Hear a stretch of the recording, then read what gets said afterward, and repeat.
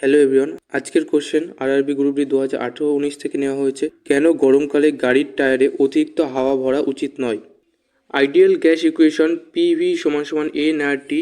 এই সূত্রে দেখা যায় যদি ভি কনস্ট্যান্ট থাকে, এন অর্থাৎ মোলের পরিমাণ কনস্ট্যান্ট থাকে, আর সার্বজনীন গ্যাস দ্রবক সবসময় কনস্ট্যান্ট অর্থাৎ আয়তন, মোল এবং সার্বজনীন গ্যাস দ্রবক কনস্ট্যান্ট থাকলে পি ভেডিজিয়াস টি অর্থাৎ টেম্পারেচার বাড়লে পি বাড়ে, প্রেশার বাড়ে। এবং গরমকালে এমনি টেম্পারেচার অনেক বেশি থাকে, আর যখন গাড়ির টায়ার চলে তখন ঘর্ষণের কারণে টেম্পারেচার আরও বেড়ে যায়, ফলে টেম্পারেচার অনেক বেশি হওয়ার ফলে চাপ কিন্তু বেড়ে যায়।